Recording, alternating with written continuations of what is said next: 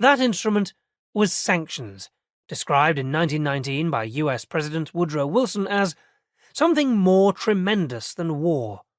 The threat was an absolute isolation that brings a nation to its senses just as suffocation removes from the individual all inclinations to fight. Apply this economic, peaceful, silent, deadly remedy, and there will be no need for force. It is a terrible remedy. It does not cost a life outside of the nation boycotted, but it brings a pressure upon that nation which, in my judgment, no modern nation could resist. In the first decade of the League's existence, the instrument described by Wilson was often referred to in English as the economic weapon. In French, the Geneva-based organization's other official language, it was known as l'arme économique. Its designation as a weapon pointed to the wartime practice of blockade that had inspired it. During World War I, the Allied and associated powers, led by Britain and France, had launched an unprecedented economic war against the German, Austro-Hungarian and Ottoman empires.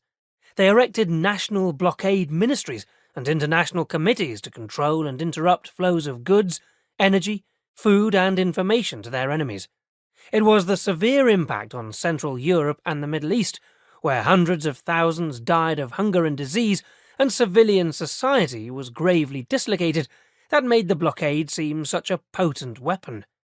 Today, more than a century after the Great War, these measures have a different but more widely known name: economic sanctions. How economic sanctions arose in the 3 decades after World War I and developed into their modern form is the subject of this book. Their emergence signalled the rise of a distinctively liberal approach to world conflict, one that is very much alive and well today. Sanctions shifted the boundary between war and peace, produced new ways to map and manipulate the fabric of the world economy, changed how liberalism conceived of coercion, and altered the course of international law. They caught on rapidly as an idea propounded by political elites, civic associations, and technical experts in Europe's largest democracies, Britain and France, but also in Weimar Germany, in early fascist Italy, and in the United States. But then, as now, sanctions aroused opposition. From the outbreak of war in 1914 until the creation of the United Nations Organization in 1945, a diverse assortment of internationalists and their equally varied opponents engaged in a high-stakes struggle about whether the world could be made safe for economic sanctions.